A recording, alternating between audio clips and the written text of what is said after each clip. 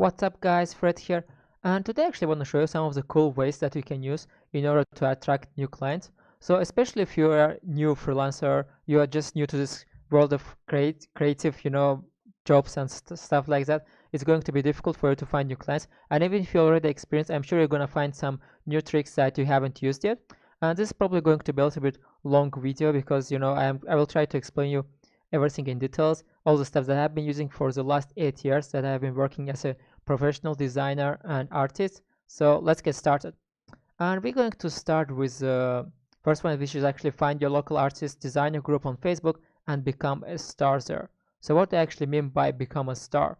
Let's go to Facebook, for example, and let's just type graphic design Azerbaijan, for example, because I'm from Azerbaijan and this is a graphic design Azerbaijan group. So like I said, you have to be a star in your local Facebook group. So it can be your country group, like a group of your country, or it can be a group for your city. For example, let's open this, and if we type here, let's say my name, and see what we get. So for example, here you can see some of my posts that got like 82 likes, 41 likes, and so on. So I really try to post high quality stuff, and this is really useful for you because if you try to become a star in your group, you will get, like, every week you will get at least few messages in your inbox asking you if you wanna do some job, offering you some kind of part-time job, freelance job, and so on. And there are actually a few tips I would like to show you. Wait, let me just see where do I have that so I don't miss anything, because I have actually written everything before. So yeah, there are a few tips. Actually, post regularly. Okay, that's very important. See which posts are performing the best and not what times they were posted in. So timing is very important. Make sure you post your work at the right time because you have been working so hard on this. Don't mess that up, okay? Be active in the community. Basically, by that I mean, comment on others' work, reply to your comments, advise some stuff. Just post some random stuff that you found on YouTube, of course related to the group. Don't post some PewDiePie video or whatever, because I mean it's not related to the graphic design or artist group. That's why. Nothing against PewDiePie. Your goal is to get the star of this group. Okay, so everyone has to know your name. People are going to add you as friends, accept their friendship because they're also artists, designers. So if you have more artists and designers in your friends list, then there is higher chance that you will get some new clients because it's all about networking. Join as many groups as possible. Yeah, that's actually a good advice because especially when you're starting, it's all about numbers. Do many posts, join as many groups as possible, but of course try to keep it at least medium quality as well. Okay, let's continue. Second one is email your potential employer with suggestions for the project. Okay, this one is actually pretty new, I would say, because only few people have tried this, but this is so efficient and this is so efficient exactly because only few people have tried it. So this is not a very popular method. What you can actually do, for example, again, you go to Facebook, and here you can go to explore pages. Let me see if we have this thing here, pages, for example, and then you will see different businesses here. And what you can actually do, for example, you can open just any business and maybe you can help them to get better. For example, you can open some kind of page, let's say, and then you look at their page, look at their cover image, you look at their posts, and you think, okay, what they do actually is bad quality. I can do, for example, look at this one and say, maybe I can do better. I can create a better cover page. And then you look at their posts. Their posts are actually fine, but still, maybe it's a different page and they have some bad posts, so you can propose something better. Also, a good thing would be to look at their website to see maybe they have some bad artworks there. By bad, I mean not really attractive, boring artworks that are not bringing any engagement to this company.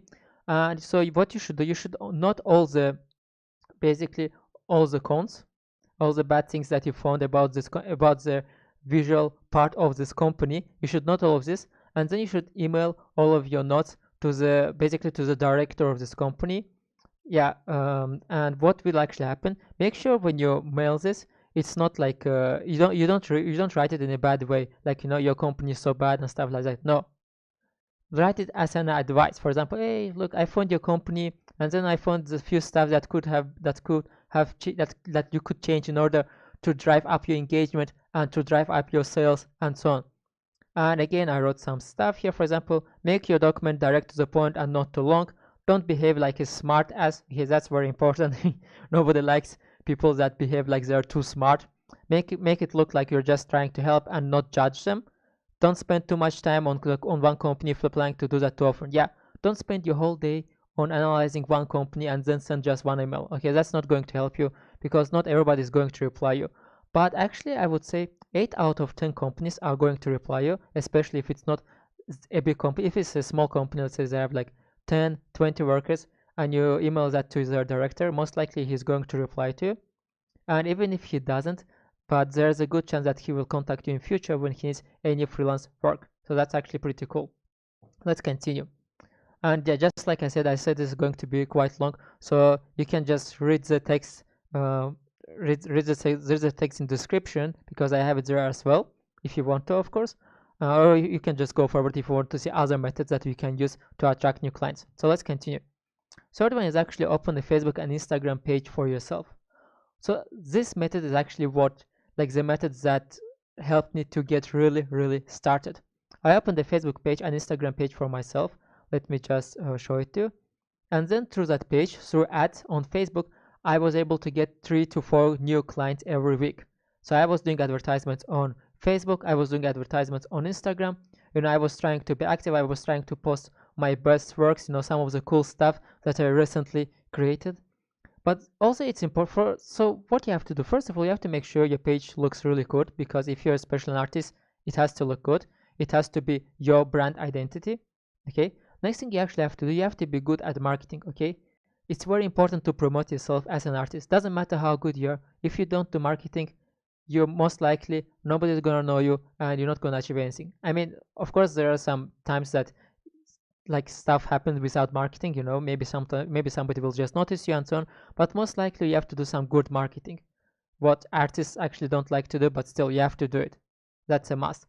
And I would advise you to go, and before you do some Facebook ads, I would advise you to go and, so wait, I have written again here, to go and put some money into Facebook ads. Start with $5 and see how it goes. Don't just advertise your Facebook page. Have a simple portfolio website with a contact form for people to contact you. Extremely easy to do with Squarespace or Wix. Yes, I have this as well. People just can go to my website and they can contact me with their offer. That's very important. Make sure your page looks presentable. Put your works there. Yeah, sure. And get some free or paid course on Facebook ads. Important if you don't want to lose your money. Yes, that's so true. So many people start doing Facebook ads and they lose all their money because they're not educated enough in order to run Facebook ads. You need to get some education on Facebook ads, on how to run them. That's very important if you don't want to lose your money. Okay, let's continue to the next option, which is actually be extremely active on social networks for artists. And there are actually few networks. The most famous one is probably Behance.net. And if you're not registered there, then make sure you go and register there. This is actually a really good network to find new clients, to find again new artist friends, and to get some job offers and so on. And the cool thing about this network is that even if you don't have anyone following you and you post a good work, people will find you and they will start following you, even if you're just starting.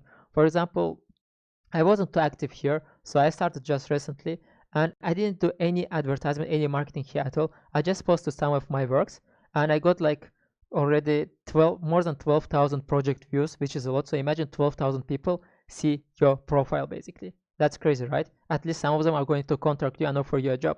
And I got 180 followers. Again, I didn't do any marketing. I was just posting some of my works that I had on my computer, that I had collected over the years, and you should do that as well. And another one, for example, is DeviantArt, if I'm not wrong, DeviantArt. I haven't used actually this network, but I know it's also very famous, especially among people who love to paint, to draw. So you should give it a try. And the third one is Dribbble. Let me see, Dribbble. And yeah, this network is also pretty good. It's considered like a network of really good artists, I would say, because it's only invite only. So you can't just go and register. People have to invite you in order. So if you want to be active there, so you should give it a try. You can just register and post your work, and maybe somebody will see your works and they will invite you there. And it's also pretty good to find some jobs, remote jobs, and so on. Let's see if I pointed everything in here. be extremely active. Yeah. And the next one is, let me see, where is it? Visit events in your niche. Okay, this may sound maybe weird for you, or I don't know, but let's say there's a designers meetup, go there. Let's say if there's an artist meetup, go there. Any creative event, you have to be there. That's important because again, it's all about networking. People will see you, people will notice you.